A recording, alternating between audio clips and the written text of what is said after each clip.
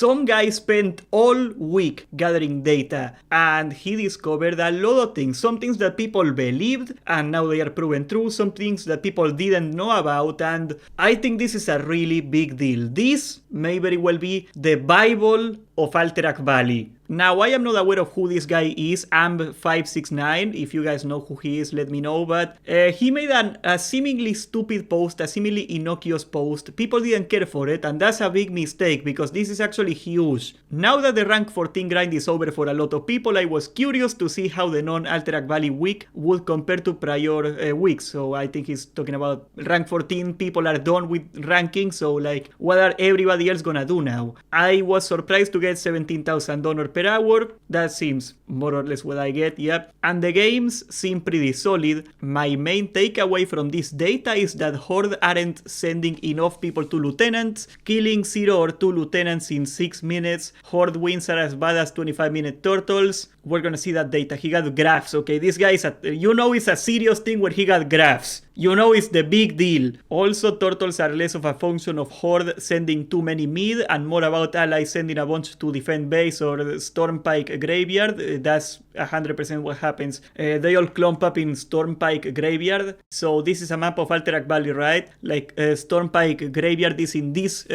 cross point here, right? In this little choke point. And Alliance keeps spawning in here. And it is very hard. If you got like 10 people in this graveyard, it is very hard to push through the Alliance in here because they just keep respawning, right? And it is pretty far from the previous graveyard, which is about here. And you would also have to cap it, so that's gonna take time. You know, you need like 6 minutes before you can get this graveyard over here anyway to go here. So yeah, that's 100% something that causes turtles. If too many Alliance go here, like neither side can win, because if they are missing 10 people, they are probably not gonna kill Drektar pretty quickly. That's gonna take a while, and the Horde is 100% not getting through that. It is very hard to get through that. Horde should worry about what they control by killing as many lieutenants as possible, especially since the lieutenant group can always ride north afterwards and still end the game in less than 10 minutes. A sweet spot is likely 25 to ban and 10 on lieutenants. Oh, that seems a little aggressive. 10 on lieutenants? That's way more. And 5 inevitable AFKs. Only 5? All games were played as Horde. Game length is actually timestamped. Okay, so he's factoring everything, even the queues in this honor per hour chart. Honor gained includes honor from marks. Okay, that makes sense, like the turn-ins, because a lot of people complain that the Alliance gets a lot more honor than the Horde. That is not always true, because we get the marks and they don't. So that you gotta factor that in. In raw honor, they do get more honor, but if you factor the marks, it is pretty even. So let's take a look at the graphs he made. First of all, 82% of games end in 11 minutes, including a queue and a 2-minute pre-game timer. Less than 5% of games last longer than 17 minutes.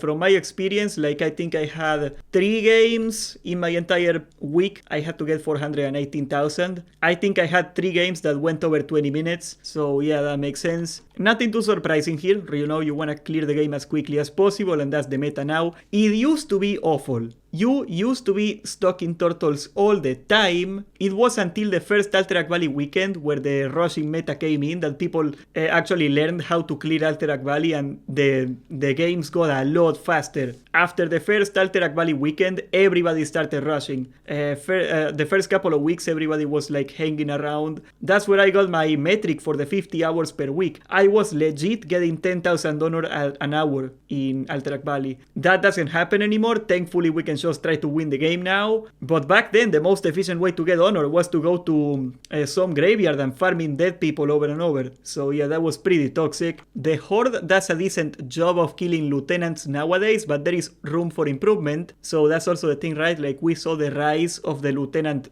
pre-made, you know, 5 people that get together and kill lieutenants for more honor. That's something that also happened. The win ratio is very interesting, right? It is 48 to 125. So the Horde wins 72% of the games, pretty much. It feels more or less what I would get, yeah, that makes sense. Okay, this is something that I kept saying and people thought I was like really stupid. Okay, I kept saying this in guild chat all the time and people were like, not really, you're just being a jerk. But I kept saying that I got a lot more honor per hour in the morning than after 4. I thought 4 p.m. was the time where honor per hour collapsed. Once again, it got a lot better the last couple of weeks because people started learning how to play, but the first couple of weeks especially, if you tried to get honor after 4 p.m., you were done. I am talking about East Coast time. Now, the guy said it is because of that gamers and AFKs. I will tell you, I think that's my theory too, that like, not really that gamers, but I think a lot of people get off work at 4 p.m., especially in the East Coast, and those people, they just chill, they are just playing for fun, right? They don't care about the honor, they are like more casual players, and yeah, it felt awful. Now it's pretty even. Like, if you were to look at this graph a couple weeks ago, this would have been a lot more different, but like, let's see, 20k honor per hour in the morning, 16k in the afternoon. Yeah, that's pretty big. So I feel vindicated because I've been saying this for a while and people thought I was like being mean or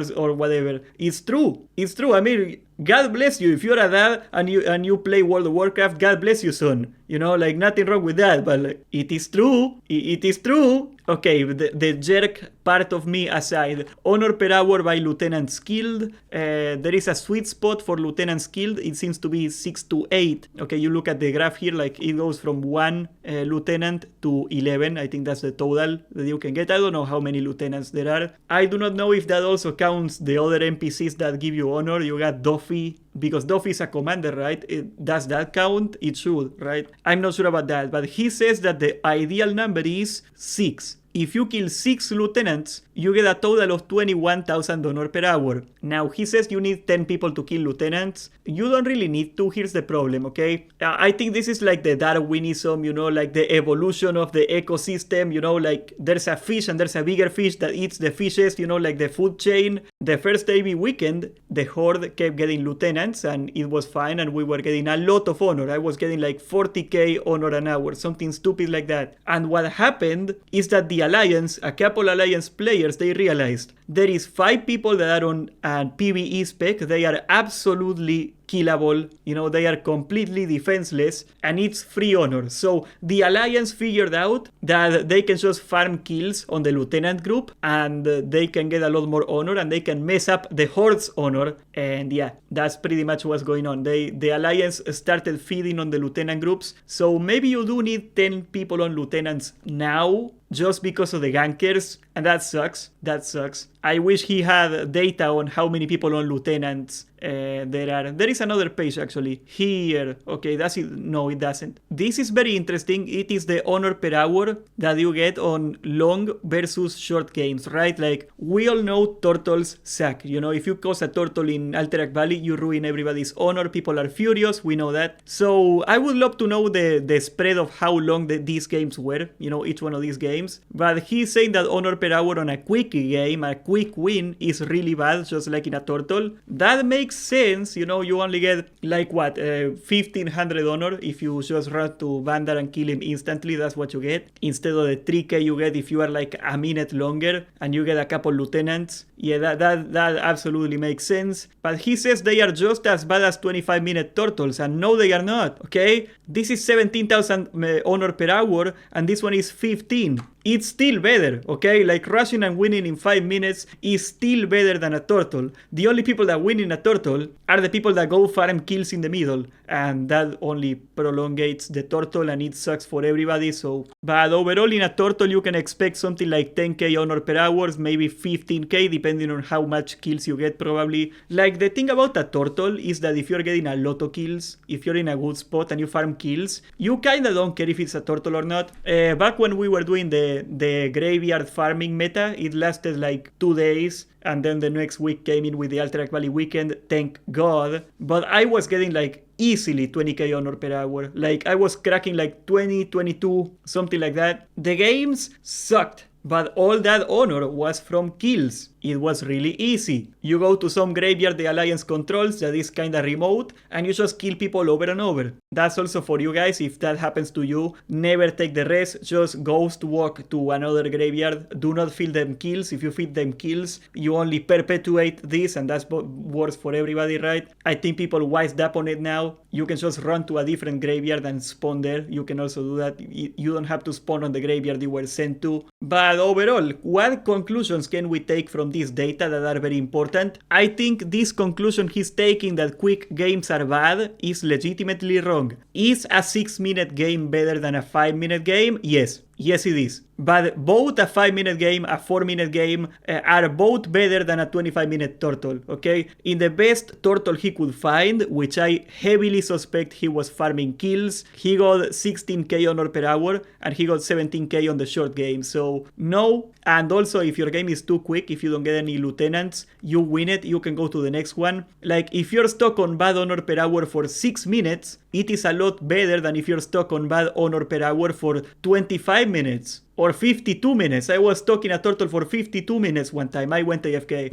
No shame. I am not playing a 52-minute turtle. Screw that, man. Screw that. So no, under no circumstance are long games better. A good rule of thumb you can get, if you want to follow it, is that you want to pull Vandar at about 5 minutes and 30 seconds, 6 minutes. So that way, if you got people killing lieutenants and they are not getting killed by the Alliance, you can get it done at the time that they get all the lieutenants. That's the ideal sweet spot. Also, play in the morning. It was a suspicion of mine, but it is true. Play in the morning. And the part about how many people you need to kill Vandar, we are assuming we don't get griefed, okay? Because there's always the chance that a mage comes in and kills everybody when you're pulling him. That can happen. But if you got somebody that can pull and kite, like a mage or a hunter, and you got a decent tank, and keep in mind, warriors are super tanky now. We got rank 13 gear, we are encased in plate, we can tank Vandar just fine. You need like one decent healer, probably two decent healers, and that's it. Like the randos, that DPS, that's all you need, right? Like if you can secure a tank and a decent healer and a kiter, you can kill Vandar. The only times we wipe on Vandar, almost all the times we wipe on Vandar, is either we get griefed by the Alliance and there is nothing you can do about that, right? Or the kiter didn't pull. If somebody charges in and pulls, we are screwed. I would much rather have somebody pull too early, a kiter pull too early and lose some honor, than get a charge pull